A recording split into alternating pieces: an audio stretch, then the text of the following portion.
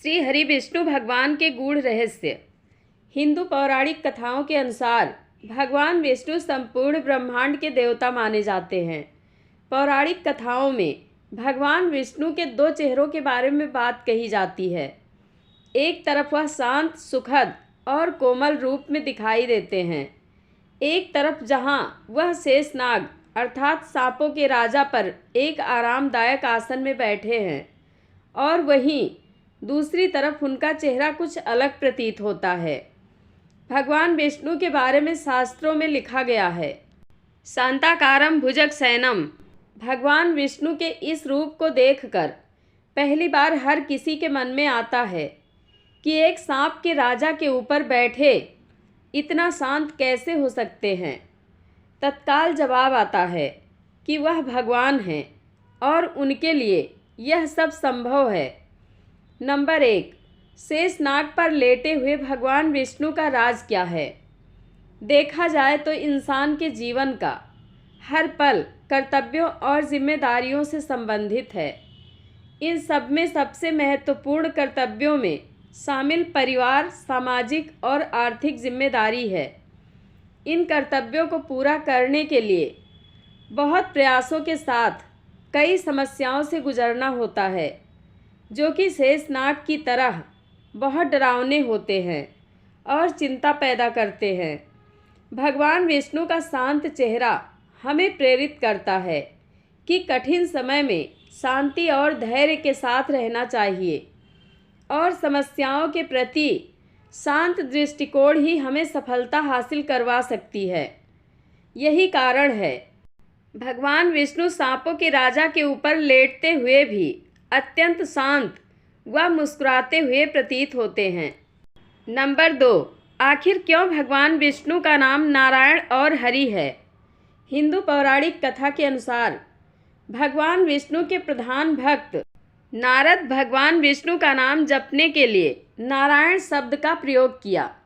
उसी समय से भगवान विष्णु के सभी नामों में, जैसे अनंत नारायण, लक्ष्मी नारायण, शेष नारायण, इन सभी में विष्णु का नाम नारायण जोड़कर लिया जाता है। कई लोगों का मानना है कि भगवान विष्णु को नारायण के रूप में जाना जाता है, लेकिन बहुत कुछ इसके पीछे के रहस्य को भी जानते हैं।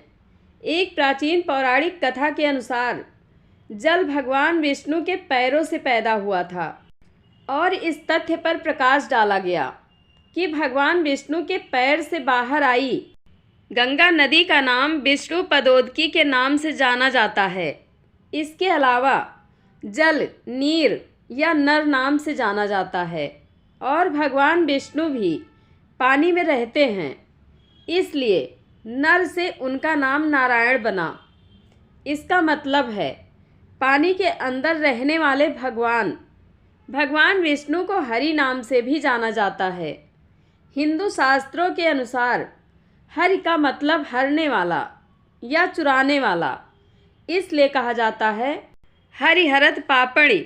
इसका मतलब है हरि भगवान हैं जो जीवन से पाप और समस्याओं को समाप्त करते हैं।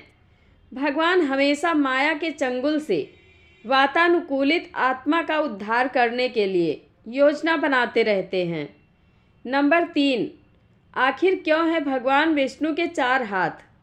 प्राचीन काल में जब भगवान शंकर के मन में सृष्टि रचने का उपाय आया, तो सबसे पहले उन्होंने अपनी अंतर्दृष्टि से भगवान विष्णु को पैदा किया और उनको 4 हाथ दिए, जो उनकी शक्तिशाली और सब व्यापक प्रकृति का संकेत देते हैं।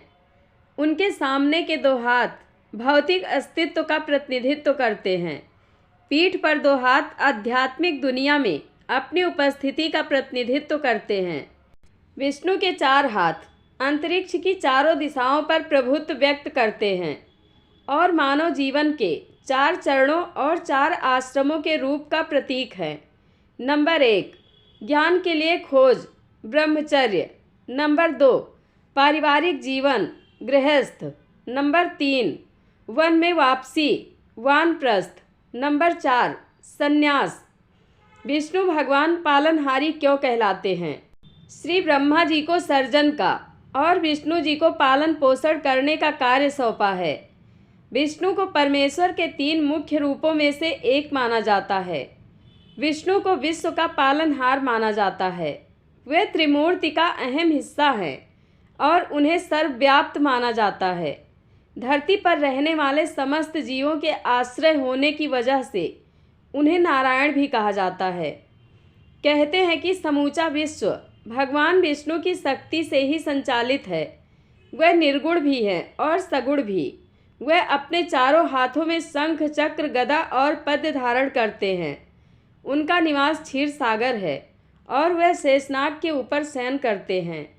एक कथा के अनुसार एक बार श्री विष्णु और श्री लक्ष्मी जी में वार्तालाप हुआ। लक्ष्मी जी ने कहा कि आप सारे जगत का पालन करते हो, तो विष्णु जी ने कहा हाँ। तो लक्ष्मी जी ने उनकी कसौटी करने का फैसला लिया और उन्होंने एक चींटी को एक डिब्बी में बंद कर दिया। भगवान सबका पालन पोषण करने निकले और घर आए तो लक्ष्मी जी ने कहा कि आप सबका पालन पोषण करके आए? तो विष्णु जी ने जवाब दिया कि हाँ। तो लक्ष्मी जी ने कहा कि नहीं, अभी भी एक जीव भूखा है। तो विष्णु जी ने कहा कि कैसे? तो लक्ष्मी जी वो डिब्बी लेके आई और बोली कि मैंने इस डिब्बी में एक चींटी को बंद कर दिया है, वो भूखी है।